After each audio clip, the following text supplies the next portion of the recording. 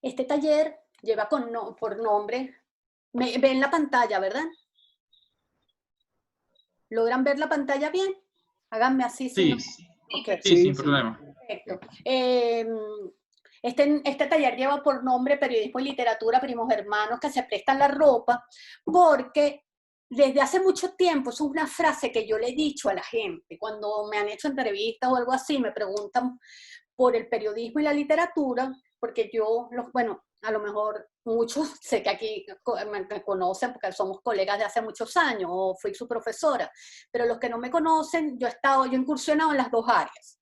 Así, he hecho periodismo de muchos años, hice 20 años periodismo en el Nacional, sobre todo un periodismo ligado a la crónica, a la gente, a las historias. Es el periodismo que más me gusta, aunque también me tocó salir y no sé, y tener un plantón frente a un ministerio. Así me tocó hacer el periodismo tradicional, pero también hice mucho periodismo narrativo. Y también yo escribo literatura, pues he publicado libros para niños, sobre todo y adolescentes, pero durante toda mi vida también he escrito literatura en general, he escrito literatura para niños, para adultos, para jóvenes y para todo el mundo, porque la literatura no tiene edad, según mi criterio. ¿Por qué hablo de primos hermanos? Porque periodismo y literatura tienen muchas cosas en común, tienen muchas más cosas en común que diferencias. Y yo siempre he dicho que periodismo y literatura se prestan la ropa, porque tanto el periodismo le presta a la literatura toda esa relación con la realidad, todo ese encuentro con la realidad, todas esas posibilidades que tenemos los periodistas de encontrar espacios de la realidad que de pronto la gente común no los encuentra. Mientras que la literatura le puede prestar al periodismo formas de escribir. Así, los estilos literarios no son solo de la literatura, también puede asumirlos el periodismo. Todo eso lo vamos a hablar durante el transcurso de este taller. Y mi experiencia con eso ha sido con estos dos señores, estos dos primos, ha sido esa. Como periodista he tenido la oportunidad de ingresar en espacios que probablemente si no hubiese sido periodista no hubiera ido. Así, he estado, no sé, en comunidades indígenas, estuve en muchísimos barrios venezolanos, hablé con gente muy diversa. Entonces tuve la oportunidad de conocer una realidad que de alguna manera mi característica de joven clase media, a lo mejor no me hubiera dado esa posibilidad. Y a la vez toda mi incursión en talleres literarios, en las lecturas, y esta cercanía tan grande que siempre tuve con lo literario me hizo escribir un periodismo también diferente, buscar formas, otras maneras de contar, no conformarme con solamente contar de alguna manera con esta estructura de la pirámide invertida, sobre todo porque llegué incluso a jugar con las noticias. Pero no solamente yo, muchísima gente lo hace, pues. Entonces, ¿cómo vamos a organizar esto? En la primera parte vamos a ver a las reflexiones de algunos autores sobre el periodismo y la literatura, sobre sus relaciones y sobre fundamentalmente en estos géneros donde se fusionan de alguna manera, que serían el periodismo narrativo y la crónica. La crónica como parte del periodismo narrativo, porque el periodismo narrativo es también perfil, el periodismo narrativo es reportaje o algunos reportajes que están de alguna manera llenos también de historia. Vamos a ver unos ejemplos que esta parte les va a gustar mucho, ya van a ver. Después vamos a hablar ya de algunas herramientas específicas. Yo he trabajado mucho en diplomados acá en Chile, el tema del punto de vista del narrador, el tema del periodismo del yo, que es un tema que me interesa mucho indagar, porque fue un tema muy condenado durante casi todo mi ejercicio profesional nos decían que no podíamos escribir desde el yo. Y entonces empiezas a encontrar que hay maneras de escribir desde el yo sin que sea de alguna manera yoísta, pues. Vamos a ver estructuras narrativas que pueden ser aplicadas también al periodismo y algunas herramientas de estilo adicionales. Después les voy a dar algún ejercicio al final. Ok. En este libro de Chillón, llamado Literatura y Periodismo, una tradición de relaciones promiscuas, se dice que el estilo de la redacción periodística tradicional era, bueno, saben, un estilo único, una redacción ortodoxa, link, cuerpo y cola, así, teníamos de alguna manera que escribir así. Con el periodismo literario, cuando nace el periodismo narrativo, con todos estos personajes como Tom Wolfe, o como Oriana Fallaci, o como Kapuscinski o García Márquez, a partir más o menos de los años 60, empieza a tomarse en cuenta o empieza a surgir en el periodismo tradicional de periódico la toma de conciencia lingüística. ¿Qué significa eso? Que no solamente interesa lo que se cuenta, sino el cómo se cuenta. Se le empieza a dar un valor al estilo, al lenguaje, al cómo se cuenta esa historia, el fondo y la forma. En palabras de él, él habla de empalabrar el mundo, es reconocerlo. Así, a través de las palabras, tú eres capaz de construir un mundo o de mostrar un mundo, más que de construir, porque lo que uno hace es recrear el mundo que uno ve o que uno investiga. Eso después lo vamos a ver en relación a lo literario. Que el significado va más allá de lo denotativo, así que para hacer periodismo, tú también puedes hacer periodismo desde la connotación, desde no decir todo tan directamente, y el lenguaje no solamente debe nombrar, y eso es muy bueno para los títulos, sino que alude, sugiere. No tener al lector como que lo tienes que darle todo al lector. El lector también debe ser capaz de construir y de imaginar a través de tu palabra como una especie de vehículo que lleva al lector también a reflexionar, a pensar, a mirar. Y ya vamos a hablar de la mirada, que es muy importante en el periodismo. El periodismo literario toma de la literatura su valor por la palabra escrita, los recursos del lenguaje y a las estructuras o formas de contar que interesan al lector. El periodismo narrativo debería tener, o el periodismo que busca acercarse lingüísticamente de una forma distinta al lector, dos cosas que tienen los buenos cuentos, que es intriga y sorpresa. ¿Qué significa eso? Los buenos cuentos, tú empiezas a leerlos y no deberías parar de leerlo hasta el final. El cuento debe tener una estructura tal que te atrapa. El buen periodismo narrativo debería tener esa estructura, y para eso hay una forma de hacerlo, y la forma, por lo menos en narrativa, es que no tienes que contarlo todo al principio, sino tú tienes que dejar al lector las ganas de seguir indagando más, de seguir sabiendo más. Y fíjense que en este tipo de estructuras que buscan la intriga, que el lector lea hasta el final, son tan distintas a ese periodismo que nos enseñaron en clase que teníamos que escribir en el primer párrafo todo lo importante. Entonces, este periodismo narrativo que busca asemejarse al cuento, pero es un cuento desde la realidad, también debe buscar esa relación con el lector, que el lector se interese tanto por lo que está leyendo que no pueda parar de leerlo. El periodismo literario, como la literatura, puede tener carácter subjetivo, es verdad, desde la voz del narrador. Uno reconoce los estilos entre los escritores, uno sabe cómo escribe García Márquez, uno sabe cómo escribe Julio Cortázar o cómo escribe Vargas Llosa. Cada uno tiene un estilo como narrador. Los periodistas también. Uno sabe cómo escribe Leila Guerreiro y es distinta como escribe Salcedo Ramos, son distintos. Cada uno tiene un estilo, ese es un estilo que se construye.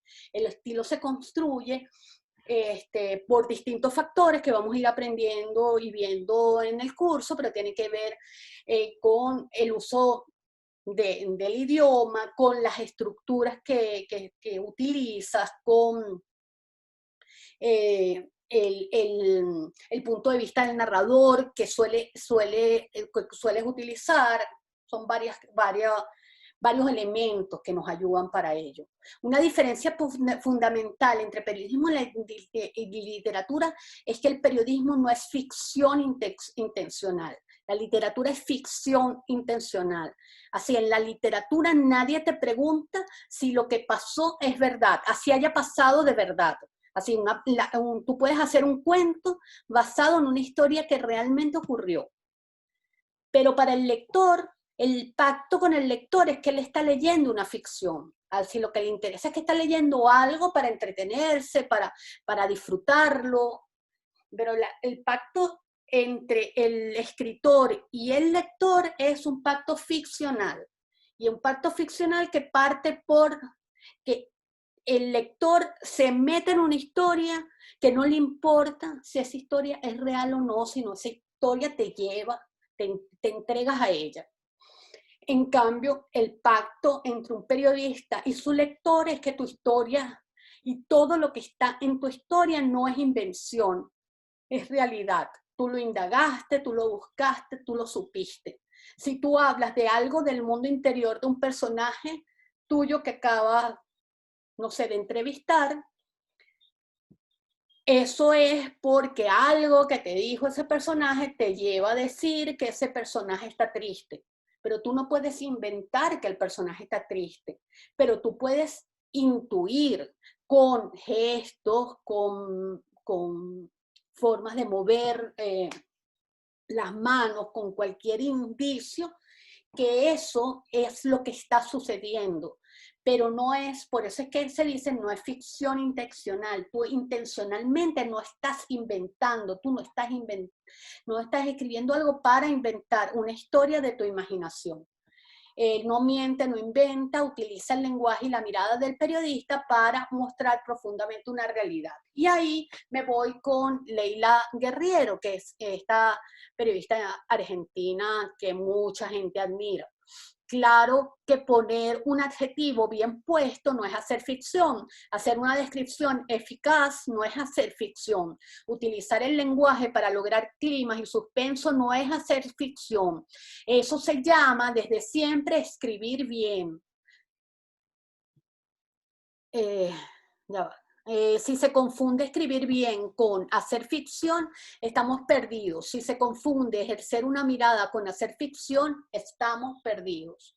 Entonces, lo que ella nos quiere decir que la buena literatura no es sinónimo, la buena escritura no es sinónimo de ficción. La buena escritura, el buen relato puede estar tanto en periodismo como en literatura. También con ella, no lo vamos a leer completo, a los mejores textos de periodismo narrativo, dice, no le sobra un adjetivo. Voy a arrimar un poco esto para acá para poder buscar. Ah, no, es que me falta. Yo sabía que algo me faltaba. Ahora sí, la pluma. No le falta un adjetivo, no le sobra una coma, no le falta la metáfora, pero que todos los buenos textos del periodismo narrativo son mucho más que eso. Entonces, no es que un buen texto de periodismo narrativo es bueno porque la persona escribe bien, porque tiene buena forma. No, porque el periodismo narrativo es mucho más que eso. Y el periodismo narrativo no es tampoco, como ella dice ahí, un certamen de a ver cómo escribo bien raro para que no me entiendan. Ahí puede haber cierta literatura que tenga ese juego, que es ese juego de alguna manera muy muy intelectual, de la densidad, de la diferencia, de que no me entiendo sino yo mismo. Eso en la literatura es permisible, en el periodismo no. Porque además periodismo y literatura tienen dos tipos de lectoría diferentes. La lectoría del periodismo es mucho más amplia que la lectoría de la literatura. La lectoría de alguna literatura es una lectoría muy elitesca, o puede ser muy elitesca, y eso es permisible y es válido en lo literario, pero en lo periodístico no. Leila Guerreiro también dice que el periodismo narrativo tiene sus reglas y la principal es que se trata de periodismo y tiene que ver con lo que dijimos antes. Eso significa que la construcción de esos textos musculosos no arranca con un brote de inspiración, no es una cosa que tú te fumaste algo y ya empezaste a escribir, no. Y tiene que ver con un trabajo previo de reporteo, de trabajo de campo, que ahí además es uno de los préstamos que el periodismo le puede dar a la literatura, que es esta literatura que puede ser ficcional, pero que investiga, cuyo escritor investiga para poder hacer una ficción más verosímil.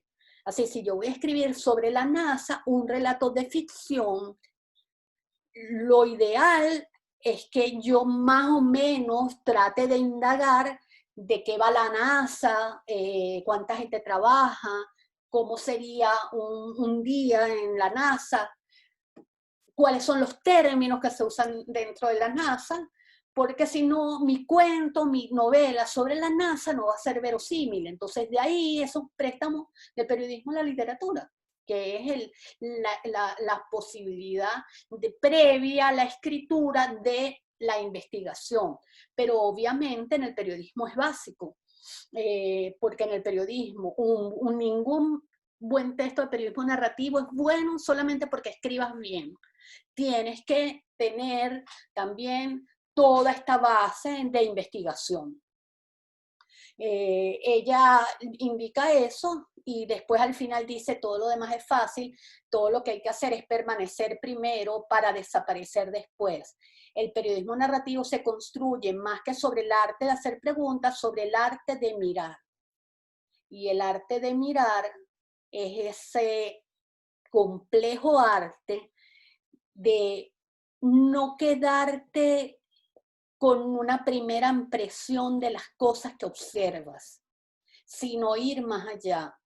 Si estás, por ejemplo, en una marcha, tantas marchas que vivimos en Venezuela, tantas marchas que vimos también ahora en Chile, por ejemplo, y en otros países, no quedarte con esa primera impresión que muchas veces criticamos en la televisión, de que pasan 15 minutos, hacen unas tomas y ya pareciera que estás retratando esa realidad. Si tú no miras esa realidad desde un ángulo y desde otro, y no miras o no tratas de mirar esa misma realidad desde los que están adentro, los que están afuera, los que están afectados, si no sumas miradas, además de tu mirada, probablemente no vas a hacer una historia tan contundente. El periodista estadounidense Tracy Kidder, no sé cómo se pronuncia, dice que cada historia tiene todo de sí una o tal vez dos o muchas o varias formas de contarla. Es el periodista el que debe descubrir eso. Y eso es un poco lo que también vamos a ver más adelante, que nosotros no nos quedemos solamente en una manera, en la primera manera que se te ocurre de contar una historia, sino que tratemos de hurgar qué otras formas. Y les cuento una experiencia que tuve. Yo estoy escribiendo poco periodismo en los últimos años, la verdad que muy poco. Pero el año pasado y tuve la oportunidad de hacerle una entrevista a Sumito Esteves, el chef. Y yo tuve muchas horas hablando con él. Y era una cosa interminable. Nosotros hablamos, no sé, en un día 6, 8 horas. Así desde el trabajo, en el auto, después en su casa. Y después yo no sabía qué hacer con eso porque era una cantidad de material. Lo que hice fue transcribirlo y no sabía qué hacer, pero quería jugar con la forma de contar.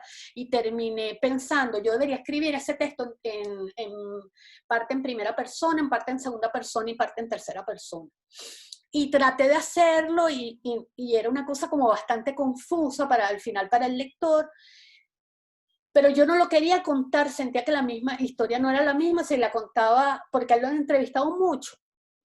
Es como un personaje demasiado público y donde ha dicho muchas cosas, las dice además muchas veces igual. Entonces lo que indagué fue conjugar escribiéndolo en segunda persona. Y a la gente le gustó mucho el texto y parte de eso creo que fue el lograr esa forma de contarla. Es como si esa historia de él solamente podía contarse en segunda persona, en el tú. Si yo lo hubiera contado de otra manera, hubiera sido una historia más, probablemente menos interesante. Entonces es aprender a descubrir, eso también es, obviamente lo vamos aprendiendo con el tiempo, pero descubrir cuál es la mejor forma de contar una historia y no quedarse así, darle vueltas a eso, no solamente voy a contar una historia del coronavirus, no, ¿cómo voy a contar esa historia? Ok, aquí es Tomás Eloy Martínez, el gran escritor y periodista argentino que tanto hizo por Venezuela, que en una conferencia dice, si él habla cómo sería contar un maremoto y contarlo en general, así murieron 100.000 personas en el maremoto. Y él dice, si leyéramos en cambio la tragedia de una mujer que ha quedado sola en el mundo después del maremoto y siguiéramos paso a paso la historia de sus pérdidas, sabríamos todo lo que hay que saber sobre el maremoto y todo lo que hay que saber sobre el azar y sobre las desgracias involuntarias y repentinas. Hegel primero y después Borges escribieron que la suerte de un hombre resume en ciertos momentos esenciales la suerte de todos los hombres. Las noticias mejor contadas son aquellas que revelan a través de la experiencia de una persona todo lo que hace falta saber. Esto es el gran valor que tiene el testimonio y que tiene el buen testimonio, que pueden tener los perfiles.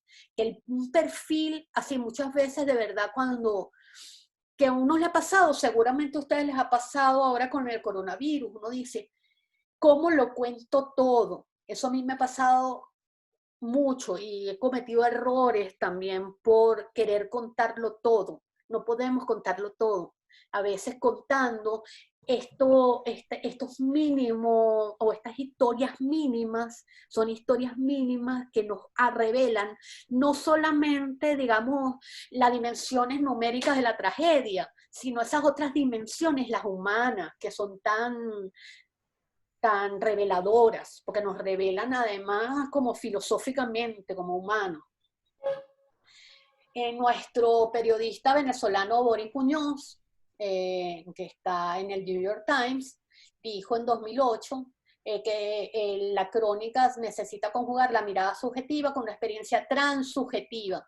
En ese sentido, una experiencia colectiva. Eso es muy interesante para algo que vamos a hablar después, que tiene que ver con que nosotros, está bien, es nuestra mirada y puede ser el periodismo escrito en primera persona, incluso contando nuestra experiencia y vamos a ver ejemplos así, pero no es lo mismo que yo cuente una como voz o como mirada, eh, no sé, cómo desde por ejemplo, como yo como extranjera, pues narro o cuento cómo fueron los sucesos en Chile, que yo dentro de la crónica me ponga a contar que yo prefiero realmente el helado de chocolate por sobre el helado de vainilla, ay, porque es más rico.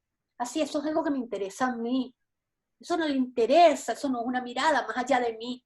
En cambio, si yo cuento que como venezolana, al ver las marchas y las protestas chilenas, me sentí que estaba volviendo a una realidad que ya había vivido y que me dio temor, yo ahí estoy contando mucho más allá, estoy contando la mirada que pueden tener muchos y puedo estar de alguna manera también dando una mirada que puede ser incluso instructiva para estos otros que no conocen esa mirada. Entonces, fíjense, una cosa es la cosa bien particular, bien casi que yoísta de la persona que dice eso, que prefiere un helado que otro, que esta otra cosa que ya es una mirada de alguna manera más social, ¿no? Entonces, bueno, él dice su importancia de trascender lo meramente subjetivo y conectarse por algún lado que a veces resulta un ángulo imprevisto con un interés colectivo. Solo así puede revelar ese lado oculto o poco visto de las cosas y transmitirlo al público. Sin embargo, para lograr una buena crónica hace falta no solo talento y buena pluma, sino también una gran dosis de observación. Eso lo dijimos, esto es por otro autor. Leila de nuevo, allí donde otros hablan de la terrible tragedia, eso es para estas cosas, a veces lugar comunes que la gente dice al escribir. O el penoso hecho, el periodismo narrativo nos susurra dos palabras, pero son dos palabras que nos hunden el corazón, que nos dejan helados y que sobre todo nos despiertan. Lo que ella quiere decir que muchas veces el periodismo opina, el periodismo con esta, de alguna manera, de generalizada, de nombrar las cosas, como que yo diga, no sé, los vándalos o los violentos vándalos que destruyeron la ciudad, ya yo con esa terminología yo estoy etiquetando una situación, pero tampoco estoy revelando nada. En cambio, si yo a lo mejor cuento dos o tres cosas muy particulares de uno de estos personajes que está protagonizando estos hechos, a lo mejor revelo una realidad mucho mayor. Y es una realidad mayor en la cual el lector también va a ser parte. Así el lector también va a sacarse una conclusión final. Bueno, sigo con la crónica, ya vamos a terminar con esta parte. Es una mezcla en proporciones tornadizas de mirada y de escritura. Mirar y ver se han confundido, ya pocos saben cuál es, pero entre mirar y ver hay una diferencia radical. Ver, en su primera sección de la academia, es percibir por los ojos mediante la acción de la luz. Mirar es dirigir la vista a un objeto. Mirar es la búsqueda, la actitud consciente y voluntaria de aprender del mundo también, aprender el mundo y aprenderlo. Para el cronista, mirar con toda la fuerza posible es decisivo. Ver sería mirar de lejos la marcha y decir, hay mucha gente, gritan consignas. Mirar es ser parte de alguna manera de esa marcha, sudarla. Y ahí vas a encontrar otros, o sea, otras explicaciones que no te la da esa mirada, esa vista superficial, casi panorámica de la marcha.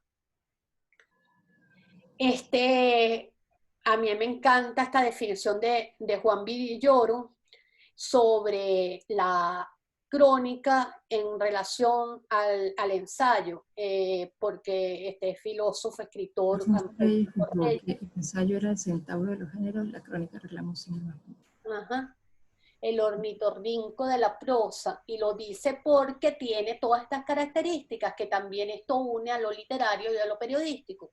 De la novela extrae la condición subjetiva, la capacidad de narrar desde el mundo de los personajes y crear una ilusión de vida para situar al lector en el centro de los hechos, del reportaje en los datos inmodificables, es decir, no podemos inventar, del cuento el sentido dramático en corto tiempo, lo que les dije, que uno quiere, en poco tiempo tienes que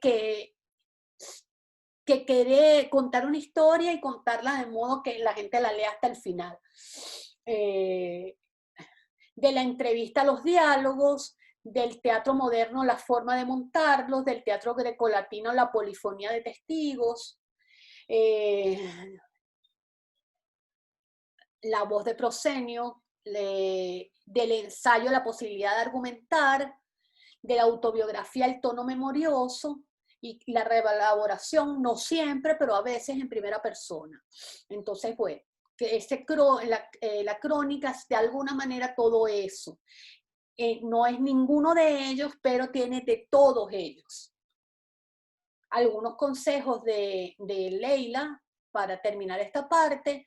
Ella dice, les diría corran, les diría sientan los huesos mientras corran, como sentirán después las catástrofes ajenas sin acusar el golpe. Aguanten, les diría, pasen por las historias sin hacerles daño, sin hacerse daño. A mí esta frase me encanta, porque uno que ha pasado tanto, y eso lo pueden decir, Eric, que también y tantos que están allí Lorena, que han trabajado con historias, saben que muchas veces uno tiene que ser muy cuidadoso porque muchas veces una entrevista o un perfil que le estás haciendo a alguien, deja a esa persona destruida después de eso, después de contarte lo que te acaba de contar, la puedes dejar destruida o tú puedes quedar destruido. Entonces es muy impactante lo que te puede pasar con las historias.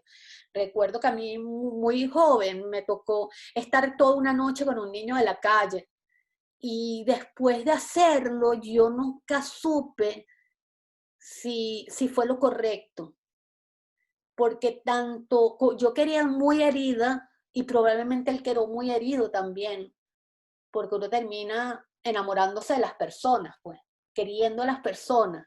Entonces, qué difícil pasar por estas historias sin que te destruyas, pero sobre todo cuidando al otro para no destruirlo. Y eso se ve, es muy visible en la televisión. Yo, ¿no? Nosotros criticábamos mucho en los medios cuando, por ejemplo, en la tragedia de Vargas, los periodistas de televisión no se iban hasta que alguien no les lloraba. Así como que le hacían la pregunta, pero le dolió que perder la casa. Y su hijito, ¿cómo se sintió cuando el hijo se le fue por las aguas? Así. Y tú, pero por Dios, ¿cómo vas a hacer eso? ¿Cómo vas a dejar a esa persona destruida? No, tienes que buscar ser casi muy inteligente y sensible para pasar por las historias sin destruir a ese otro al que quieres contar. Ser invisibles, escuchen lo que la gente tiene que decir, no los interrumpan, respétenlos. Muchas veces también el periodista quiere atropellar al entrevistado. La crónica es un género que necesita tiempo para producirse. Esto es muy ideal.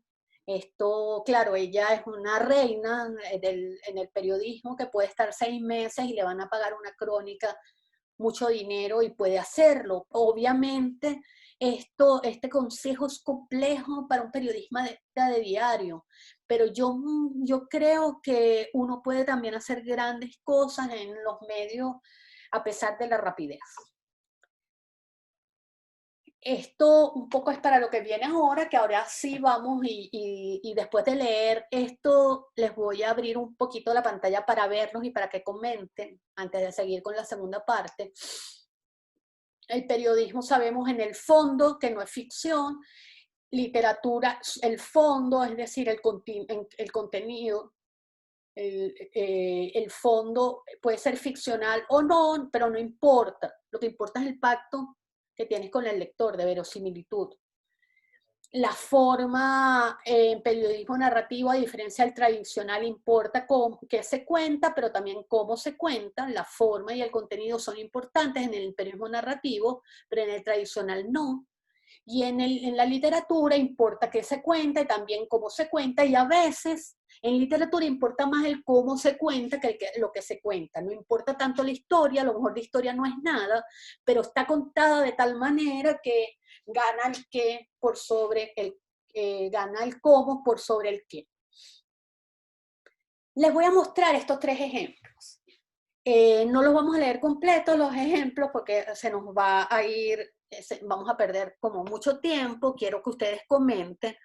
Esta es una noticia cualquiera en un lugar esta es en España, muere la cría de ballena varada en una playa de Huelva, en la punta de Mora. Este es el antetítulo. Voluntarios y personal de emergencia intentaron sin éxito mantener con vida, probablemente las corrientes provocadas por el temporal la arrastró. Voluntarios y efectivos, entonces comienza como cualquier texto. Voluntarios y efectivos de los distintos servicios de emergencia han intentado sin éxito mantener con vida una cría de ballena que apareció en la mañana de este miércoles varada en la playa de Punta de Moral, en Ayamonte. El animal, una cría de la especie rorcual común, fue encontrado en la orilla, hasta donde probablemente lo había arrastrado el frente temporal que en los últimos días azota la costa onubense.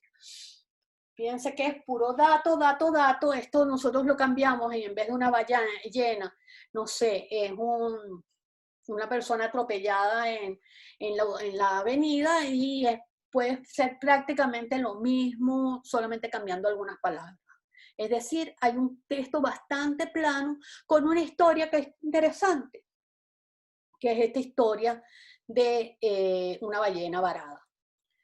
Este es un poema del escritor peruano, que es una belleza, que se llama Antonio Cisneros, y el poema se llama entonces En las aguas del Conchán, de Conchán. Yo no lo voy a leer completo, pero les voy a leer un pedazo. Entonces, en las aguas de Conchán ancló una gran ballena, era azul cuando el cielo azulaba y negra con la niebla, y era azul. Hay quien la vio venida desde el norte, donde dicen que hay muchas, hay quien la vio venida desde el sur, donde hiela y habitan los leones. Otros dicen que solita brotó como los hongos o las hojas de ruda. Quienes esto repiten son las gentes de Villa El Salvador, pobres entre los pobres, creciendo como arenales en arenal. Solo saben del mar cuando está bravo y se huele en el viento que revuelve el lomo azul de la ballena muerta, islote de aluminio bajo el sol. Fíjense que hay dos textos donde tenemos una ballena como protagonista y probablemente los dos son reales, porque incluso aquí hay unas marcas textuales que nos podrían indicar de lugar, de tiempo, que nos podría indicar que esto sucedió. Ahora aquí hay una tercera de la revista Etiqueta, esta es de etiqueta verde, que se llama Una mujer adentro de una ballena. Antes de que se prohibiera la caza de ballenas en el Perú, la bióloga Obla Paliza había destazado los estómagos de más de 2000 cachalotes para estudiarlos. Allí dentro descubrió que solo devoraban calamares gigantes y de inmediato los barcos de Japón y China. Bueno, este es el sumario, pero empecemos con el texto. Para calcular la edad de un cachalote hay que partir sus dientes por la mitad. Cuando la caza de ballenas era legal, en una planta ballenera de Pisco, una ciudad al sur de Lima, la encargada de arrancar uno de los 46 dientes de esta bestia era Obla Paliza, bióloga, 1,70 m, casada, sin hijos. Era mitad de los años 50 y la única mujer del primer laboratorio ballenero de Sudamérica. Tenía algo más de 25 años y usaba lanzas en forma de hoz y un hacha. También se vestía como cualquier hombre ballenero, overol de jean y botas negras de hule. También cenaba como ellas, anticucho de corazón de ballena. Pero mientras los hombres le quitaban la piel con sus 15 centímetros de grasa al animal, Obla Paliza metía las manos en el interior de sus 4 estómagos blancos. Bueno, y eso sigue, ¿no? Voy a dejar un momento de compartir porque quisiera escucharlos un poquito con respecto a esto. ¿Qué ven en estos tres textos? Fíjense que los tres tratan de ballena. Evidentemente hay un texto periodístico tradicional, hay un texto poético, literario, hay un texto de un perfil más de periodismo narrativo. ¿Alguien quiere comentar un poco sobre esto? ¿O prefieren seguir? ¿Qué parecen a mis alumnos? Que les da pena hablar por por cámara. No, no, no, no me da pena. Ah, ¿Cómo estás, Mireya? ajá, pero ¿quién está Lore, hablando? ya, ya. Ah, Déjame poner el video. ya. Ah, Mira, hola, Lorena. ¿cómo estás? Mira, no, yo lo que veo es que efectivamente, bueno, depende del público, depende de cómo uno escriba, ¿cierto? Pero a veces, por querer ser más, no sé, querer parecer mejor escritores, abundamos en un montón de palabras que tú dices, ya va, no hace falta esto. Claro, yo estoy hablando desde el punto de vista siempre del editor, de que está quitando, ¿no? Quitando brosa. Que bueno, que al final alguien tiene que hacer el trabajo sucio, ¿no? Pero a veces siento que o te vas a un esquema tan básico como el que me decías al principio, que si es una ballena o es una persona da igual, que eso no está bien, o te pones tan churrigueresco que es demasiado floritura que no sirve tampoco para un texto periodístico, que es lo que estamos hablando. Aunque podría parecer literario, termina siendo, no me lo leo, me cansé y te dejé de leer. Eso es lo que quería Claro. comentar. Y además que lo literario no es sinónimo de florituras. Puede haber una literatura súper plana, sin ningún tipo de adjetivo, sin ningún tipo de metáfora, y es literatura. Así la literatura no es sinónimo de llenar la cosa de imágenes que pueden ser a veces, además, hacerle ruido al lector. La literatura es una magia. Es complejo contarlo, pero uno se da cuenta cuando lee. La literatura es la que es capaz de conmoverte. La literatura, conmoverte no en el sentido de hacerte llorar, de conmoverte de que es en el sentido de hacer que el lector le suceda algo con ella, le pase algo. Y eso es lo que vamos a hablar dentro de un ratico que tiene que ver con el efecto. Voy a seguir a mostrarles de nuevo esto para seguir con esta parte antes de ir a la otra, que es, bueno, mi comparación con esto es sobre todo para que vean cómo acá hay un objetivo eminentemente informativo y no hay ningún interés por contar esto de ninguna forma interesante. No bonita, sino interesante. Así, ¿por qué no comienzo describiendo a lo mejor cómo es ese espacio donde ocurre o donde descubren a esta ballena? ¿Cómo era la ballena? Sí, no hay, probablemente porque, bueno, es un medio que lo que necesitaban era dar la noticia y ya. Aquí pues hay una intención fundamentalmente estética y nosotros cuando leemos esto no nos preguntamos, no, este texto no busca responderte las preguntas, qué fue lo que pasó, qué ocurrió, no te informa, lo que te busca es darte una sensación estética, de belleza y una mirada como profunda en el fondo de la muerte, de la soledad de este espacio y de este pueblo, este lugar donde está ello.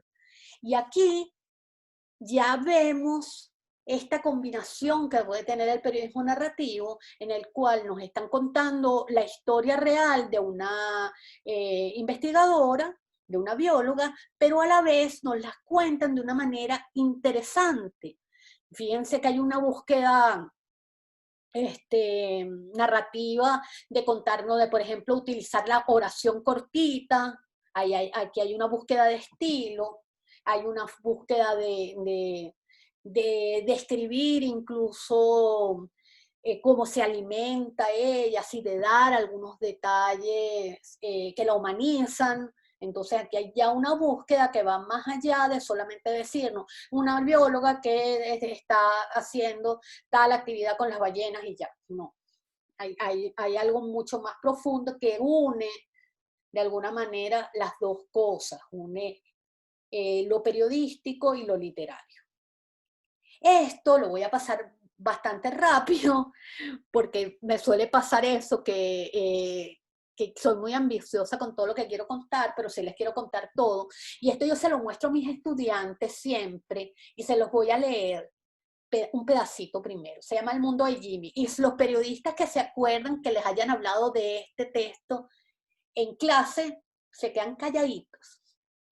El mundo de Jimmy es un niño de 8 años adicto a la heroína, un niño precoz, con pelo abundante, ojos aterciopelados y con marcas de agujeros en sus delgados brazos. Él es adicto desde los 5 años. Aún así, hay una expresión angelical en su cara redonda y pequeña cuando habla acerca de su vida.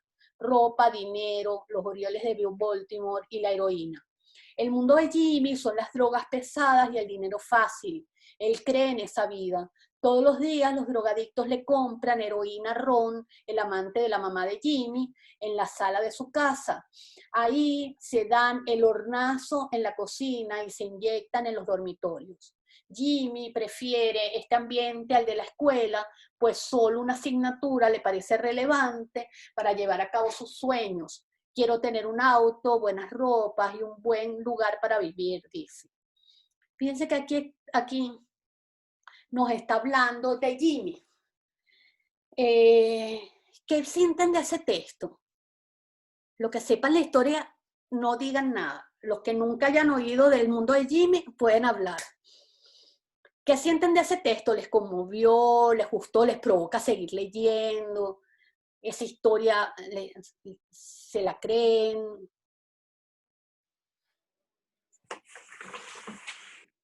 Hola, Hola. comento. Si la historia conmueve y de una vez denota de cómo te está hablando y el ambiente que está ese niño y por qué tiene eso. Sin embargo, no me engancha mucho porque ya dices, bueno, ya él quiere lo que quiere y ahí queda. No sé si le falta como algún gancho más narrativo noticioso, pues, ¿qué quiere decir la historia con eso? ¿Qué es? No me queda claro qué es. ¿Es un cuento? ¿Es una narración? ¿Es una crónica? ¿Qué es? Es una crónica que salió, ya van a ver dónde salió esta crónica. Con esta crónica ella se ganó el Pulitzer, pero pasó algo. Entonces, Que no era real.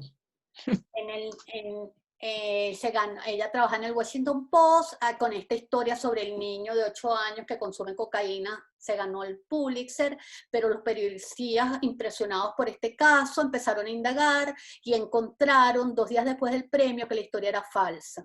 Ella lo tuvo que confesar, ella reconoció que ella lo había inventado todo. Yo siempre le pregunto a mis estudiantes, estas se las muestro a mis estudiantes de Fundamentos del Periodismo, que es una clase como más ética, y les pregunto qué piensan de eso. Y fíjense que muchos estudiantes me dicen, pero eso pasa, profe, eso puede ocurrir, que hay niños que consumen heroína y esa historia lo muestra. Ajá, pero ese niño no existe, Jimmy no existe, entonces estás mintiendo. Así, búscate al niño que consume cocaína y cuenta la historia real del niño, pero no te inventes un niño. Y hay tantos niños que están en situaciones terribles. ¿Por qué vas a inventar la historia? Así, la realidad es mucho más rica que la fantasía. A nadie le importa y la mujer escribe bellísimo. Ustedes leen este perfil de Jimmy y se conmueven si no saben que Jimmy es falso. Ante eso, García Márquez dijo una cosa muy bonita. Dice, lo malo que en periodismo un solo dato falso desvirtúa sin remedio los datos verídicos. En la ficción, en cambio, cualquier dato real, bien usado, puede volver verídicas a las criaturas más fantásticas. La norma tiene injusticias de ambos lados. En periodismo hay que apegarse a la verdad, aunque nadie la crea. Y en cambio en literatura se puede inventar todo siempre que el autor sea capaz de hacerlo creer como si fuera cierto. Hay recursos intercambiables, dice. Si un escritor dice que vio volar un rebaño de elefantes, no habrá nadie que se lo crea porque el buen periodismo le ha hecho creer que el mundo de los elefantes no vuelan. Pero no faltará quien sí se lo crea si apela al recurso periodístico de la precisión y dice que los elefantes que volaban eran 326. A mí me encanta eso. Y pueden leer el texto completo en este link que les voy a dejar del país. Voy ahora con algo que a mí me encanta dar, esta parte, que es como el tema de la importancia del punto de vista en el periodismo y cómo es el punto de vista que puede ayudar mucho en la redacción. Vamos a pasar probablemente rápido algunos de estos sobre todo los textos, los ejemplos, pero ustedes igual van a poderlos leer después completos. Tenemos tiempo, me preocupaba, pensaba que teníamos menos, pero tenemos. Ok. El punto de vista puede modificar de manera importante la historia narrada. Por eso es una toma de decisión realmente necesaria e importante. Puede dar más verosimilitud, puede dar más imparcialidad, puede dar más objetividad o subjetividad, más credibilidad. En una crónica el narrador se puede además asumir, el narrador, digamos más que el narrador, el periodista, asumirse como partícipe o no. Entonces eso también va a formar parte del punto de vista, ya lo vamos a ver. Yo acá muchas veces pongo como ejemplo algo que no es periodístico, que es literario, que es un cuento de un autor colombiano que se llama Triunfo Arciniegas, que hizo un cuento, una versión de Caperucita Roja, donde es la versión del lobo, el lobo contándonos cómo él es la víctima y Caperucita Roja es una chica terrible que le hace daño y conocemos la versión del lobo y después de eso, de verdad que tú miras con dudas a la Caperucita. Entonces, ¿qué es eso? Que bueno, que como un cuento tradicional o algo que parece como tan lugar común, tan dicho y redicho, si le cambias al punto de vista, la cosa puede cambiar. ¿Cómo se llama ese autor? Triunfo Arciniega. El cuento se llama Caperucita Roja, lo consiguen en internet. Triunfo Arciniega. Gracias. Ok, las personas del discurso. Ok, tenemos en primer lugar el yo, el famoso yo. Cuando se escribe desde el yo, sea en periodismo o en literatura, la sensación que le da al lector, la recepción, eso es teoría de la recepción que da el lector es de intimidad. Es la sensación de que te están confesando algo, de que te están diciendo algo íntimo, de que es algo bien personal. Entonces, la recepción en ese sentido es una recepción como muy de alguna manera de confianza. Y en cambio es muy curioso que con el nosotros pasa algo distinto. Y por eso es que muchas veces el nosotros, y aquí hay académicas y lo saben, es muy usado en el lenguaje académico porque te diluye el yo. Es como si el yo, nosotros, los autores de este trabajo, y con ello se diluye como el lado yoístico que puede tener estos textos ensayísticos. El tú, la sensación que tiene el lector es muy cómplice, aunque tú cuando escribas desde el tú te estés dirigiendo a un tú personaje, como hice yo con Sumito, que lo trato a él de tú, y hablo de él, en vez de decir Sumito hace, le digo tú haces. También el lector puede sentir que de alguna manera lo están involucrando a él, que él también es un tú. En cambio, el usted marca una distancia, bueno, y en el usted en la vida diaria, cuando le hablas a alguien de usted, yo ya me resigné que me digan usted, pero yo no sé, a los 25 años yo me moría si me decían usted. Y él, ella y ellos, que fue de alguna manera las personas del discurso propias de la gran parte, de la mayoría del periodismo, dan más la sensación de objetividad, de imparcialidad, de que el narrador o el intermediario, que es el que escribe, no es partícipe de eso. Esa es la sensación que le da al lector. Pero aparte de las personas del discurso, que serían yo, tú, él, y etcétera, están los tipos de narrador. Ah, bueno, no, eso viene después, pero estos ejemplos son de personas del discurso. Primera persona, una crónica narrada de primera persona. El protagonista de esta historia me jodió la tarde, él no lo recuerda, fue hace tiempo, la única vez que lo visité en la céntrica prisión en la que lo encerraron, Cromwell Galvez huyó de mí y se apresuró a decir que no hablaba con la prensa, en primera persona. Esta de Leila, yo este es el yo eso viene después, pero igual acá es como el periodista hablando desde el suyo. Acá es la periodista asumiendo el yo del personaje que entrevistó. Yo, de entre todos los hombres, yo nacido en Lota, Chile, yo 50 años, yo que soñaba en Lota con tierras exquisitas, es decir, es el personaje como si estuviera haciendo un monólogo. Ese es como el estilo que tomó para este texto Leila Guerriero. En segunda persona, por ejemplo, puede ser una dirigida directamente al lector. Si entras al museo, lo primero que vas a ver es una enorme escultura totalmente blanca, luego seguirás por el pasillo, estás como si estuvieras dirigiendo al lector. Acá este es de un texto durante unos atentados en Bruselas y es el periodista hablándose a sí mismo como si fuera un tú. Sin transporte público, agarras la bicicleta y te vas al barrio europeo.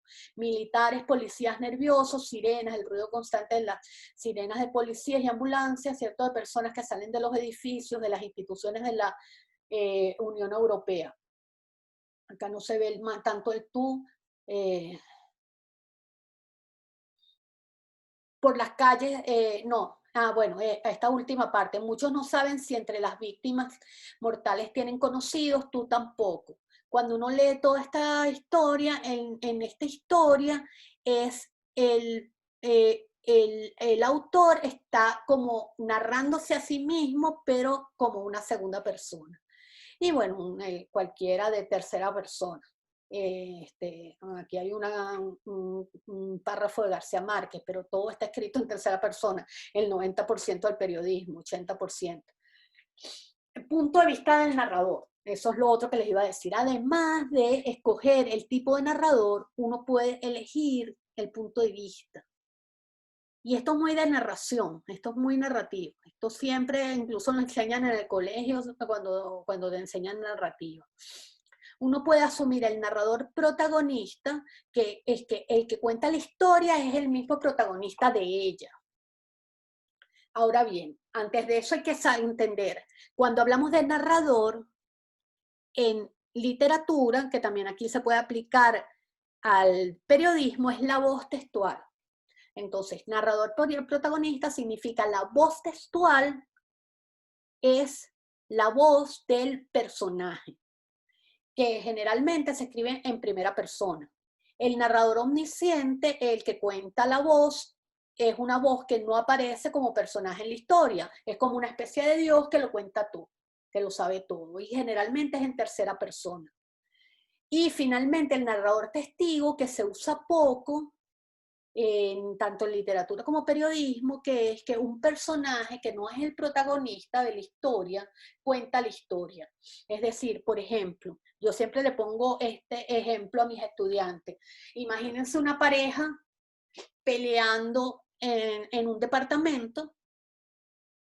Eso contado como narrador protagonista tendría que elegirla a ella o a él para que cuente la historia. Ella diciendo, me siento muy mal, ya no sé qué hacer, esta situación me tiene enferma, tenemos 2 años de casados y todos los días me golpea, yo creo que él no me quiere. ¿Qué estamos haciendo? Contando la historia desde lo que mira ella en primera persona, pero solo su versión. Eso es narrador protagonista. Narrador omnisciente sería contar la historia. María y Juan tienen 2 años casados, pelean constantemente, pero lo que ellos no saben es que también los padres de ambos tuvieron situaciones así y se les quedaron en el inconsciente. ¿Qué hago con el narrador omnisciente? Cuento incluso más allá de lo que saben los propios protagonistas de la historia. Puedo contar lo que pasa en un lugar, más lo que pasó en el pasado, lo que pasó en el presente. El narrador omnisciente tiene como una amplia gama de cosas que contar. Puede contar el interior, lo que piensan los personajes. Otro ejemplo que le pongo a mis estudiantes es el de las telenovelas.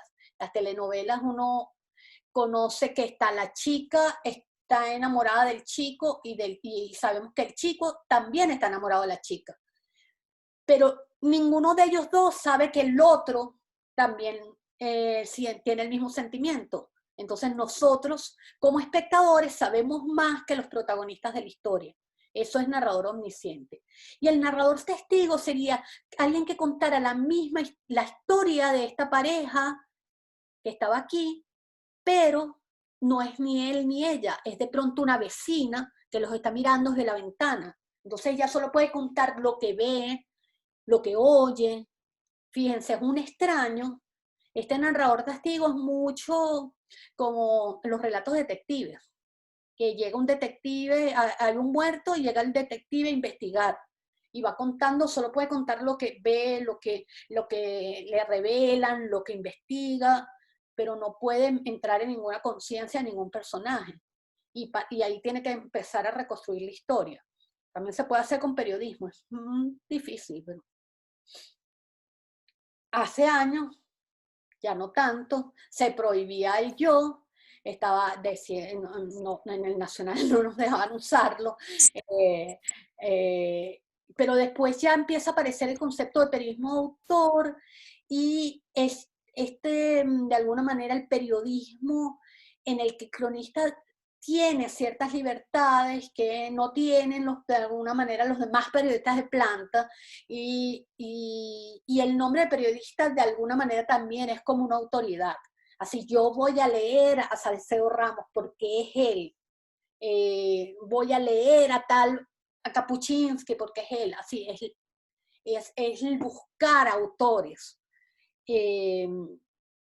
Pero una cosa es el periodismo de autor y una cosa es un periodismo del yo y otra cosa es el periodismo narciso. El lector busca miradas, el lector busca estilos, busca formas de escritura. Por eso es que te buscan a ti como autor, pero no te busca porque eres tú o porque tú eres el centro de la historia, sino porque tu mirada se siente identificado con esa manera de ver, con esa manera de narrar. Eso es un equilibrio que se va aprendiendo y se va construyendo también. Esto es larguísimo, pero son los muchos yoes que puede haber en periodismo. Uno es el yo del periodista. Y ahora vamos a ver ejemplos de algunas de estas cosas.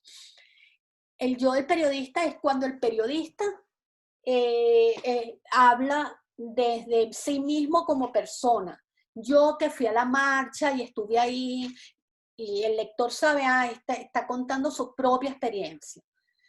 El yo de la fuente es como lo que vimos antes que hizo Leila Guerreiro, que yo lo hacía, por ejemplo, mucho con los testimonios, muchas veces con testimonios, que ya de una vez lo escribía en primera persona. Tengo 9 años, estoy muy triste porque no puedo ir al colegio, estoy aburrida y es la niña hablando en primera persona, pero esa construcción que hice de alguna manera narrativa la hago a partir de una entrevista anterior que le hice, no estoy inventándola. Pues. El yo protagonista que puede ser como inevitable o adrede, porque es cuando el periodista se asume como, y algunos de estos se pueden repetir, puede haber como algunos que cumplan roles parecidos. El yo protagonista es que el periodista, de forma inevitable o de forma adrede, se somete a determinadas situaciones y las cuenta. Ya vamos a ver, por ejemplo, periodistas con un terremoto, es una cosa inevitable, pero tú eres una buena fuente contando tu propia historia. Pero a veces te metes en una situación, periodista queriendo vivir la experiencia de un bombero, entonces lo cuenta en primera persona, pero se metió adrede en ese rol.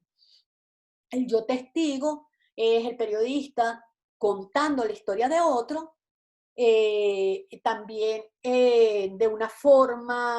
también de una forma deliberada, adrede, yo me voy a contar esa otra historia, o porque inevitablemente tú eres testigo de una situación. Así yo podría asumir, contar una historia, la vivencia de un terremoto, la vivencia propia del coronavirus ahora, como yo como protagonista, mi propia vivencia, o yo como testigo de una vivencia de otro, cercana. El yo objetivo, que solo narra y describe de la manera como más, entre comillas, imparcial. El yo subjetivo, que comenta, que compara, que analiza, que interpreta. Incluso el yo subjetivo que opina. El yo autor, que es eso es más de literatura, pero un poco que entiendan que una cosa es el yo del autor, el yo del autor real que escribió el libro, y el yo del narrador, que es esa voz, el yo de esa voz textual. Por ejemplo, una autobiografía, el yo autor y el yo narrador es el mismo. Sin embargo, yo como autora puedo hacer una historia de un viejo contada, de un viejo hombre contada en masculino y en primera persona.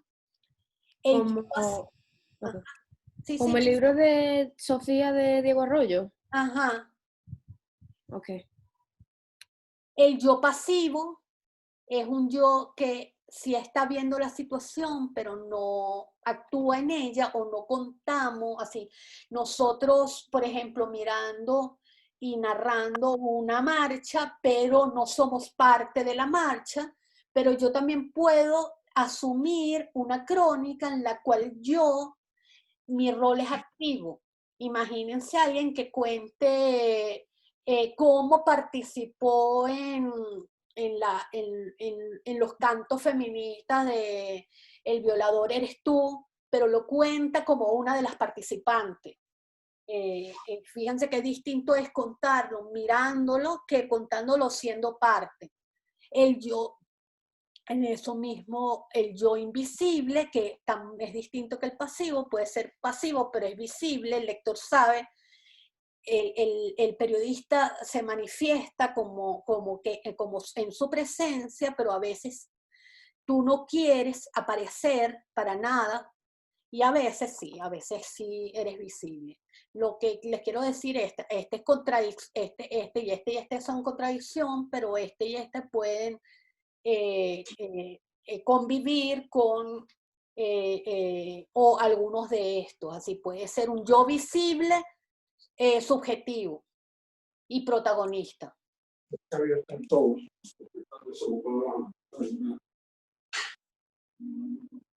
¿Alguien está hablando? Preguntando algo, es que no lo oí. No, fue un ruido que se metió, pero alguien tiene el micrófono abierto. Perfecto.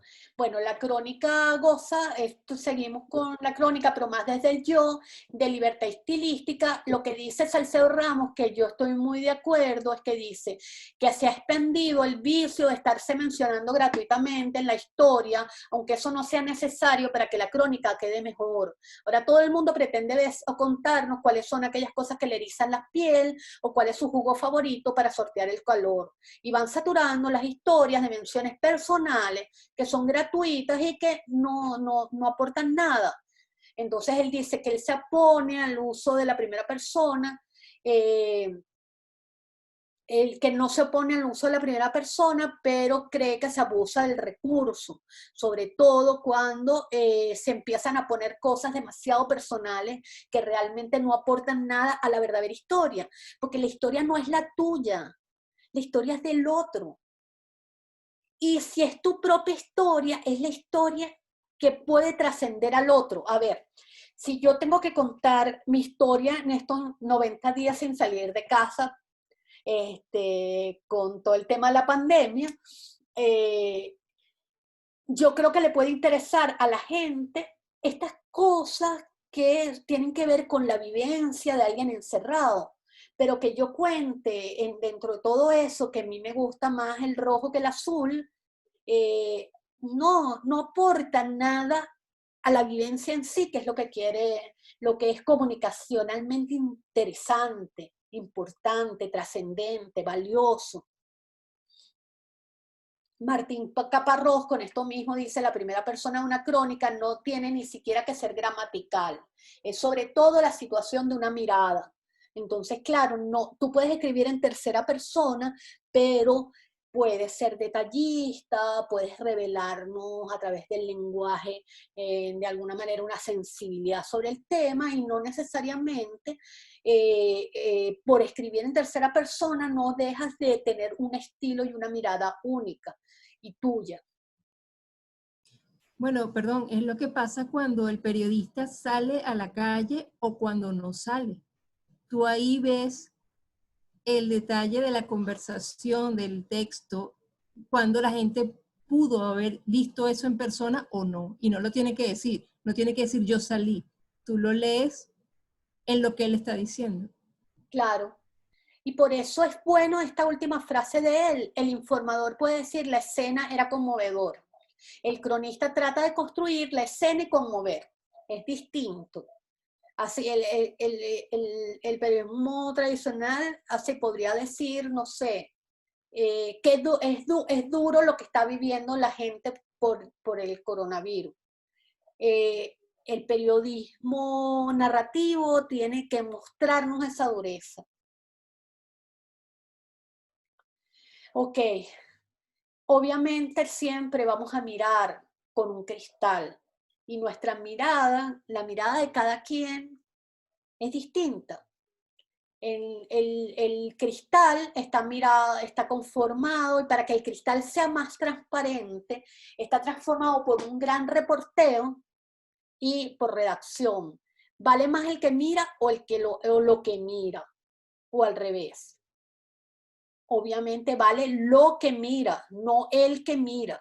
El que mira obviamente nos va a aportar todo ese background de su vida, que de alguna manera va a estar así, porque te enseña a mirar, te enseña toda tu vida, además te enseña a escribir, te enseña a determinadas cosas, pero lo que importa es esto, lo que se mira. Y siempre va a haber un cristal, pero es un cristal, así un cristal te permite mirar al otro lado, tú miras al otro lado, no un espejo, no es para mirarte a ti mismo. Y eso es muy interesante, porque eso también te hace ser más responsable y dar prioridad a lo que realmente es más valioso, que es el contar la historia. Y contarla bien, pero porque quieres tanto que la historia llegue tal como te llegó a ti probablemente, que por eso la quieres contar bien. No la quieres contar bien para lucirte tú, la quieres contar bien para que luzca la historia, para que la historia sea tan contundente que golpee o que impacte o que sorprenda. Aunque no todas las historias tienen los mismos efectos, eso lo vamos a ver un poquito después. Esto se los voy a pasar rápido, que son los distintos casos del yo en medio, como para que tengan ejemplo. El yo testigo protagonista, vivencial, y este tiene opinión. Y este es el caso de un periodista, ese es en el New York Times, que vivió el terremoto de México, el del 2017, y empieza contándonos: en el cruce de la avenida Gabriel Mancera y el callejón Escosa, a menos de 200 metros de mi departamento, hay un par de inmuebles en el suelo. Es como si la muerte me hubiera salpicado. Fíjense que así es tan válido que en una situación como esa tú puedas contar tu historia, sobre todo si la cuentas contextualizando como hace él. Pero en este caso, este yo además opina, nos dice en alguna parte: nada provoca tanto envejecimiento en tan poco tiempo como un terremoto. La convulsión es súbita, le viene a la ciudad desde la boca del estómago. Entonces, de una manera también muy poética, utilizando imágenes literarias, también nos dice como sus propias reflexiones como protagonista. Esta crónica, que es muy conocida, y hay gente que después de eso es fan de Gabriela, que es una peruana que vive en España, es el yo como protagonista vivencial, pero adrede, se mete adrede en esa situación. Y es la famosa historia de la periodista que va a una fiesta swinger y nos cuenta su vivencia completa de una forma muy atrevida, la vivencia que tiene ella y su pareja en esa fiesta swinger o en esa discoteca swinger. Entonces, fíjense que ya él comienza la crónica ya de una vez diciéndonos, me metí aquí a propósito, yo decidí vivir esto. No es que lo vivió de casualidad, no es como un terremoto que lo vive sin querer. Esta noche me dispongo a ser infiel con permiso de mi marido. La puerta del 6 y 9 es tan discreta que nos hemos pasado de largo 2 veces, llevo encima un abrigo para camuflar mi look temerario y 3 tragos de cerveza. J lleva una barba de 4 días, lo veo tan guapo y tan mío que no puedo imaginar que en unos minutos se irá a la cama con alguien que no soy yo. Y ahí, bueno, nos cuenta toda la experiencia, después pueden leerlo en este link.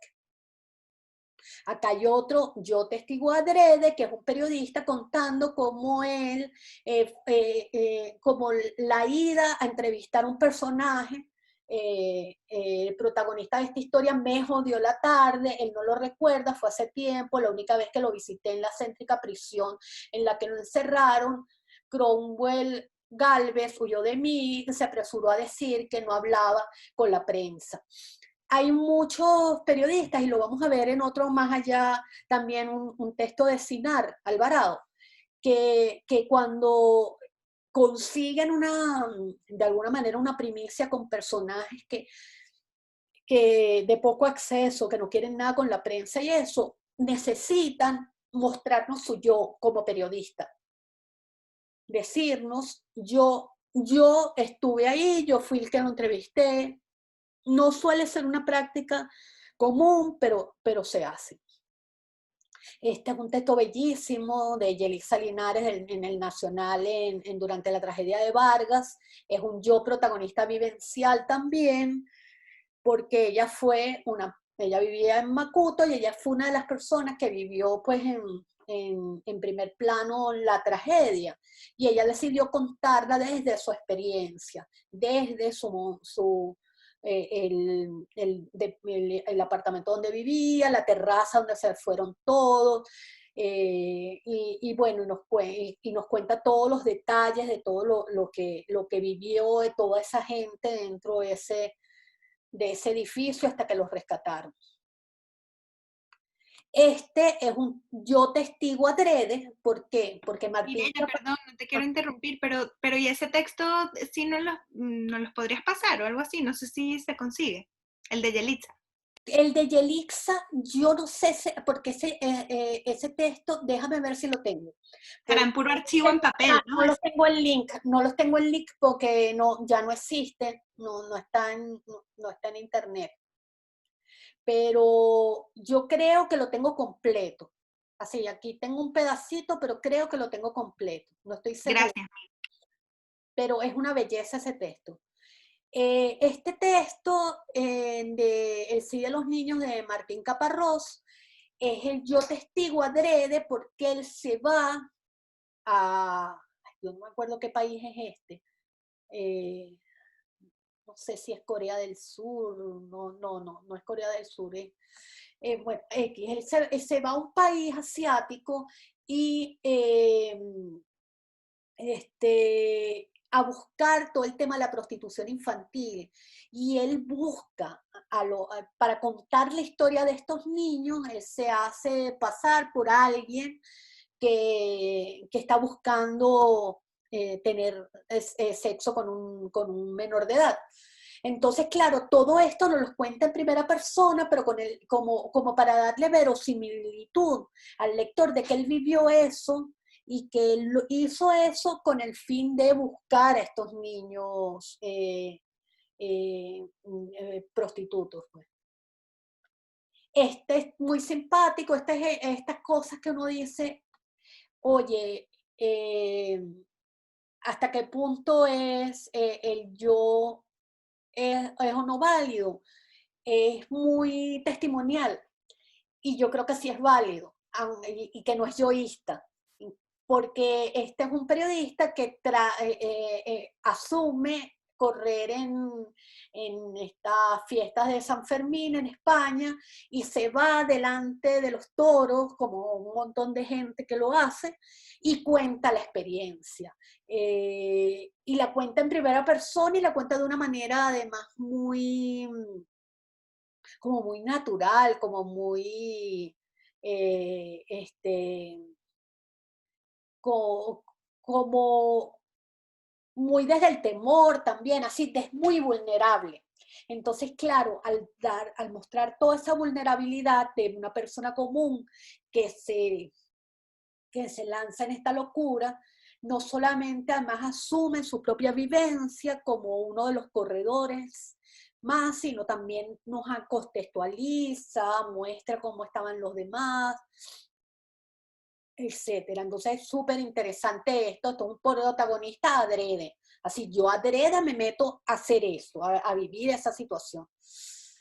El depredador de San Cristóbal, que es de Asinar Alvarado, que es sobre el come gente, él asume el yo testigo, adrede, porque él como necesita mostrarnos que él fue, que él buscó al tipo, me encuentro en una comandancia de policía, este tipo de lugares donde la desgracia es lo común, oficiales van y vienen, puede preguntarle lo que quiera, comenta, bueno, no sé dónde más hay yo, pero en todo caso, él nos bueno, al final, por razones de seguridad, él prefiere que hagamos la entrevista a través de la reja, pero que va, nada de eso. He sido autorizado por sus superiores para hablar cara a cara con Dorángel Vargas Gómez, el famoso come gente, el Hannibal de los Andes.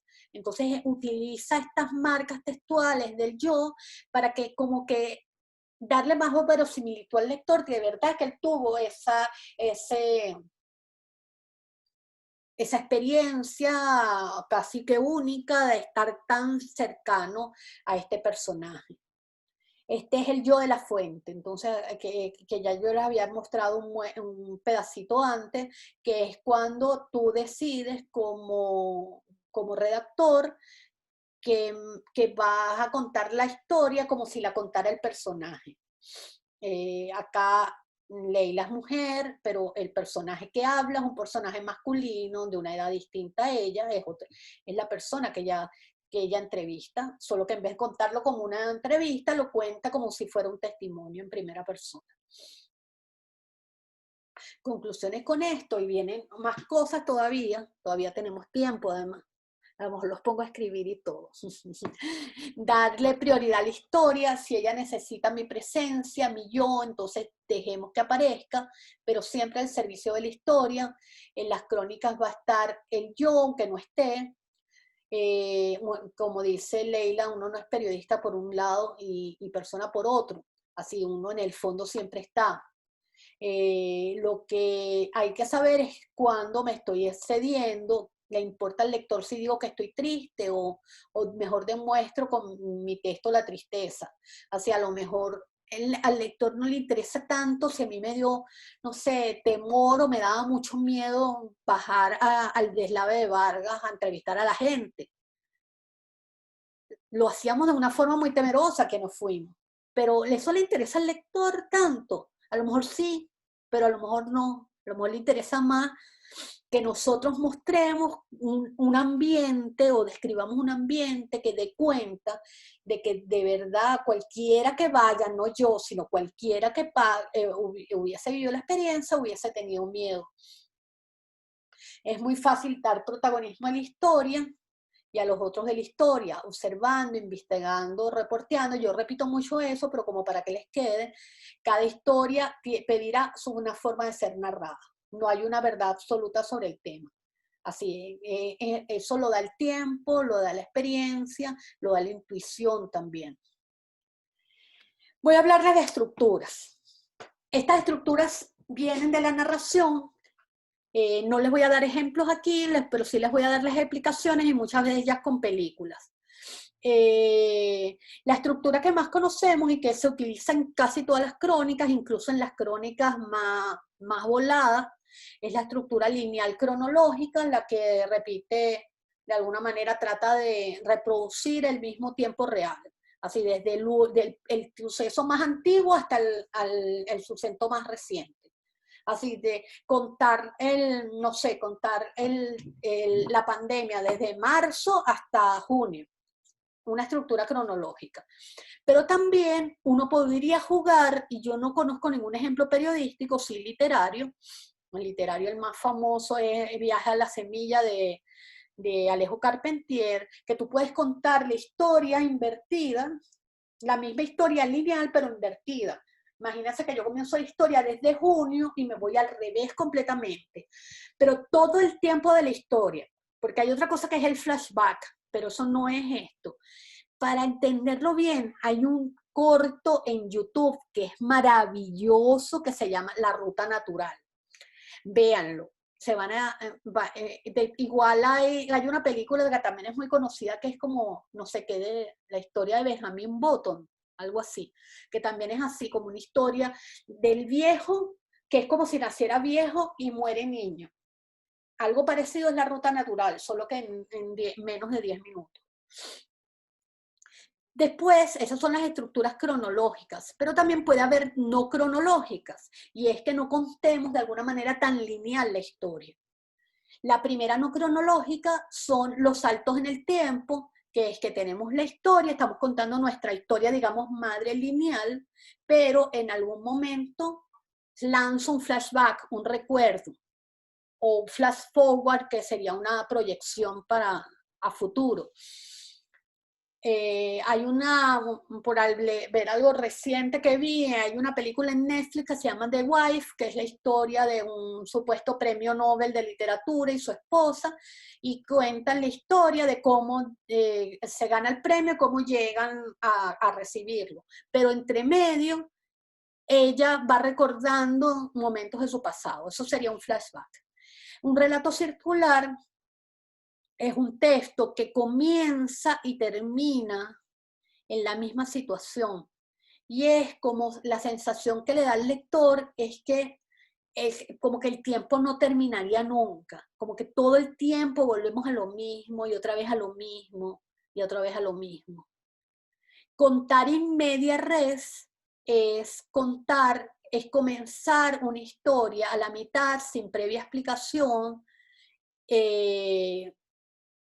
Y, por ejemplo, que yo dijera, empezara una crónica diciendo, en el día 33 de la cuarentena pasó tal y tal cosa, pero no, en ningún momento explico los días anteriores. Entonces, es como si estuviera contando la historia desde la mitad. Empezando por la mitad. La saga de películas de Star Wars es un poco así, porque la primera película, los que la vimos en el 77, es una película que empieza a la mitad de la historia. Así, después va a haber otras partes de la saga que nos van a contar lo que pasó antes, pero en realidad la primera de la saga no comienza con... No es como Harry Potter, que nos cuentan desde que él era más chiquito hasta que fue adolescente. No, esto nos van cambiando, empieza en el medio, que es lo que es interesante. El mosaico, el mejor ejemplo de mosaico es la película argentina Relatos Salvajes, que toma un tema que es la ira, y nos cuentan distintas historias, y eso funciona súper bonito para periodismo, por ejemplo, esta estructura. Que imagínense que en vez de contar el tema del coronavirus, lo contemos historias de coronavirus, como están haciendo muchos medios, sino que agarremos un tema relacionado con el coronavirus. Miedo. Y a partir del miedo contamos 4 historias donde el elemento conector es el miedo. En Relatos Salvajes es la ira, el elemento conector temático de historias que tratan del mismo tema, ¿no? Como del mismo concepto. La historia enmarcada, que también la podemos usar en periodismo, pero el ejemplo que les doy es también de literatura y de cine, son historias, es una historia principal, y dentro de esa historia principal hay historias breves, pero que no tienen que ver con la principal. Es como si fueran, aquí dice, como una suerte de muñecas rusas. El mejor ejemplo con esto podría ser Las Mil y una Noches, que tiene una historia central, que es la historia de la mujer que tiene que contarle todas las noches a un jerarca un cuento, pero cada cuento que cuenta no tiene que ver con esa historia principal, sino cada cuento es una unidad. La película, por ejemplo, Cuenta conmigo, es la historia de unos niños que van consiguen un cadáver y van como investigando, tratan de ver qué fue lo que pasó con el cadáver.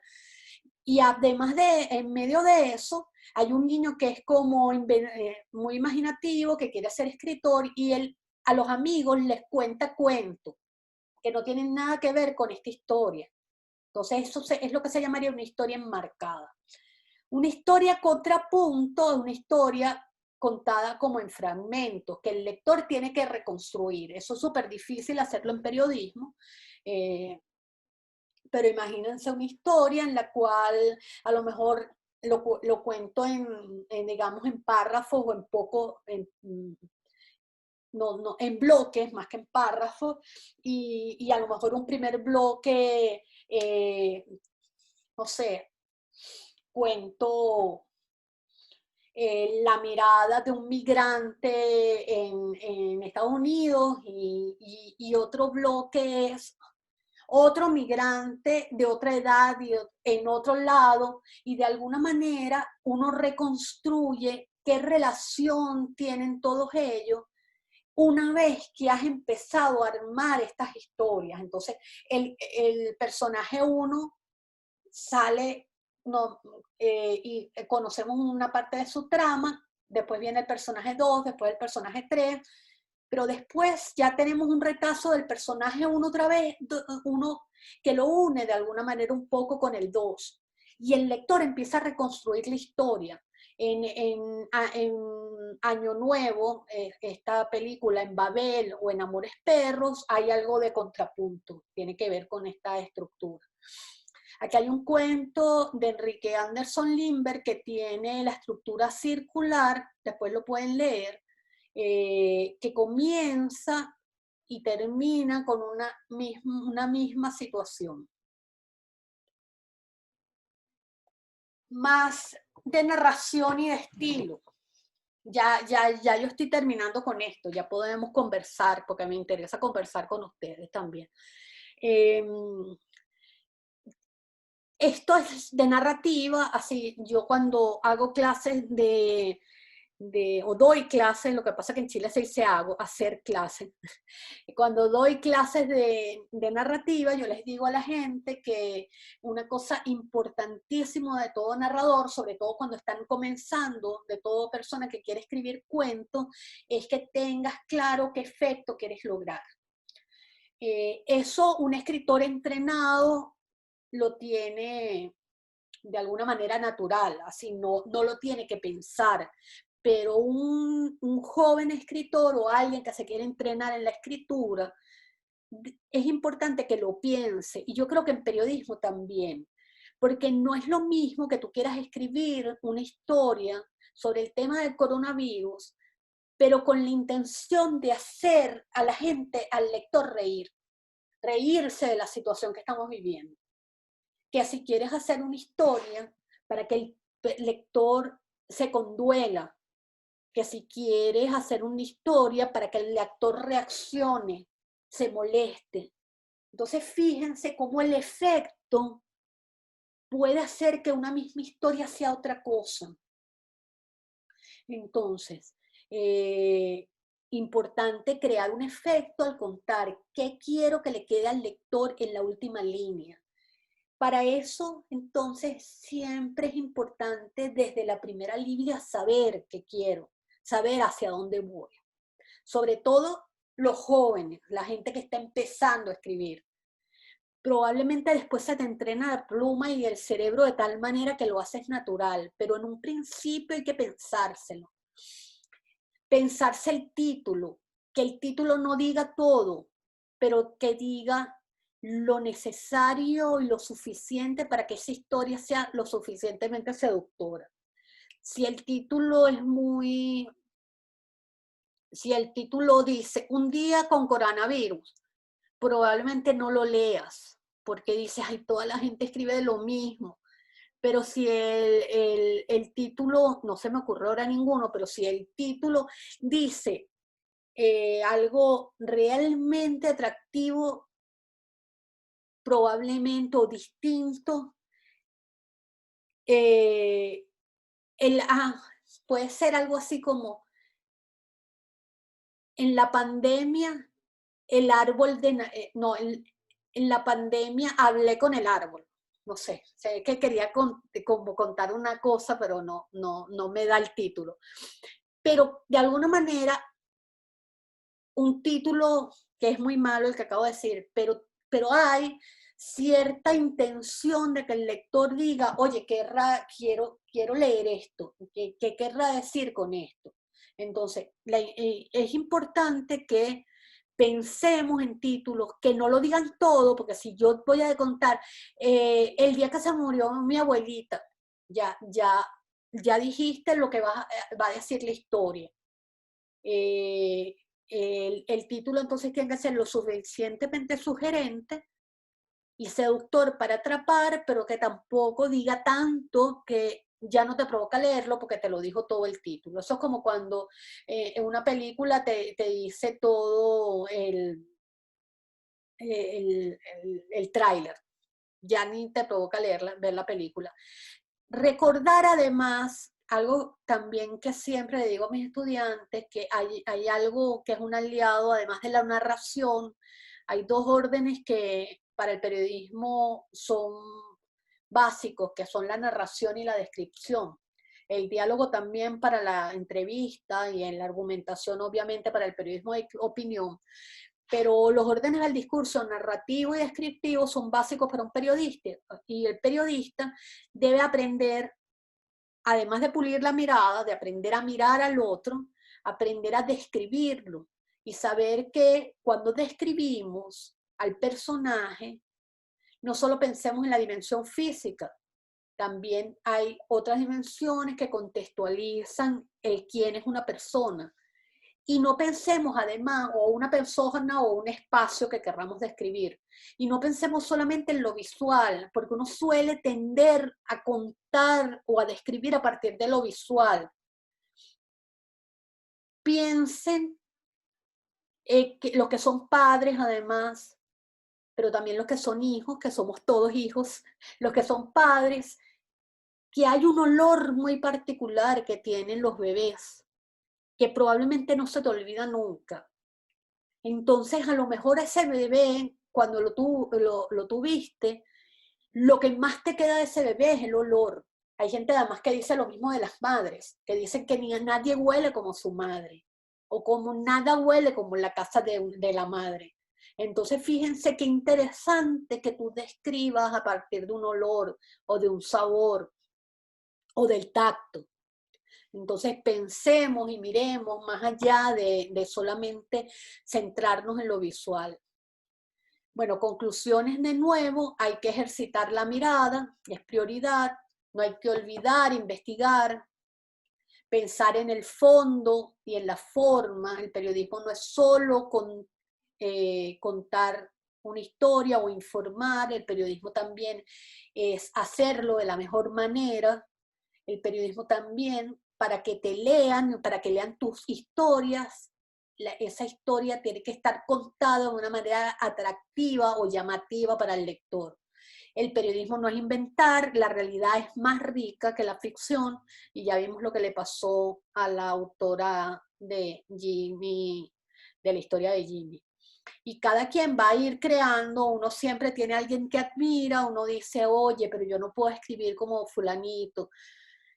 Y cada quien tiene su estilo y cada quien tiene su firma. Y eso se va descubriendo con la experiencia. Eso se va descubriendo. Hay gente que lo descubre muy pronto, hay gente que lo descubre en muchos años de ejercicio, pero cada quien tiene una forma de contar y una no es mejor que otra. Una puede ser que le guste a más gente, pero no es que es mejor. Y bueno, yo tengo dos, déjenme ver el tiempo que tenemos, ya no tenemos mucho tiempo, pero sí quiero oírlos, quiero mostrarles tres propuestas que les tengo para que hagan ustedes. Una primera propuesta que sería una propuesta, se la pongo aquí, es un ejercicio para soltar la pluma y que funciona muy bien. Y los va a ayudar mucho a cómo mirar el fondo, la forma, el cómo puedo contar. Y es tomar un texto periodístico tradicional, un texto que sea el que vean peor escrito, sobre el coronavirus puede ser, podríamos tomar todo el tema y reescribirlo, rehacerlo ustedes, pero eso como ejercicio para ustedes, poniéndole un nuevo punto de vista, una estructura diferente, algunas de las cosas que aprendieron acá. Y eso es un ejercicio como ustedes para practicar. Otra cosa que les tengo, aunque algunas de estas cosas yo las he visto cosas parecidas, pero ideas para publicar en un medio. Por cierto que hoy vi que hay una revista, el New York Times estaba publicando historias de cuarentena, pero ya no lo va a hacer y lo va a hacer esta revista. Y hay una convocatoria. Se llama Revista Poi Latam y el director de esa revista es una de las personas que estaba en el proyecto con Boris Muñoz, de las historias de cuarentena, que no se llaman así, tienen otro nombre, del New York Times. Entonces, como están abriendo las convocatorias para esto, de pronto yo les diría que aprovechen si están inspirados y escriban algo. Tienen que ser historias que tienen que ver con la cuarentena. A mí se me ocurre que ustedes podrían usar cualquiera de estas estrategias. Ustedes son un narrador testigo de tu propia historia de confinamiento, pero contada como si tú fueras otra persona, como si tú estuvieras con una cámara mirándote y como si otra persona te observara, pero eres tú mismo observándote. Esa mirada como de despegarse de uno mismo puede ser muy interesante para mirar las cosas de manera diferente. Lo otro puede ser al revés, una historia de confinamiento de otra persona investigándola, preferiblemente alguien con el que tengas acceso, a lo mejor un mismo vecino o algo así, por lo menos en el caso de Santiago. Bueno, yo he sido muy de cumplir con la cuarentena y no salir, pero podría hablar con un vecino, por ejemplo, y tratar de construir la historia de esa persona, pero narrado como en primera persona, como narrador protagonista. Esas pueden ser dos propuestas. La propuesta que yo les tenía para ahora, pero si no sé cuánto podríamos tardarnos con eso, pero les podría decir que si quieren lo seguimos en el chat. Esto o me lo mandan por email, mi email ahora se los pongo, mi email personal, porque además me gustaría que ustedes me escribieran ahí porque yo no sé si yo les puedo mandar este PPT por el chat de WhatsApp, entonces se los puedo mandar por email. Entonces el ejercicio que les propongo que pueden hacer ahora o que pueden mandar por el WhatsApp es que en 5 a 10 líneas piensen en un momento, pero un instante real que les haya ocurrido durante la pandemia. Así, una caminata con su perro de esas cortas, el reencuentro con un viejo álbum de fotos. Yo no sé si a ustedes les ha pasado, pero toda la gente a mi alrededor tiene un rollo con el pasado ahora. O están buscando viejos amores, o están buscando viejos amigos. Nosotros hicimos la lista de mis compañeros de colegio y nos estamos reuniendo. gente haciendo ejercicio en la casa cuando nunca hizo.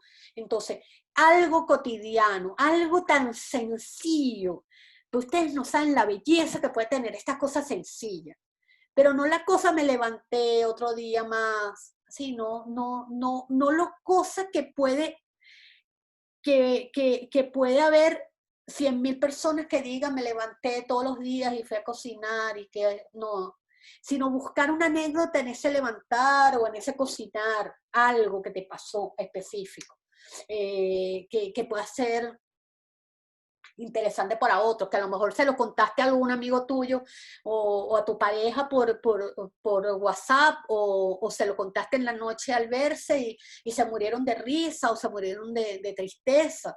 Hacia alguna anécdota específica, algo que tenga su propio sello y escríbanlo en primera, y ustedes vean en primera, en segunda o en tercera persona y piensen qué quieren lograr en el lector al contar esa pequeñita anécdota. Quieren que el lector se ría al final, quieren que el lector les tenga lástima, quieren que el lector, no sé, se enamore de ustedes. Uno puede tener hasta ese objetivo. Me voy a salir de aquí para verles las caras, por favor, háblenme. Y estamos. Ajá, aquí estamos, háblenme.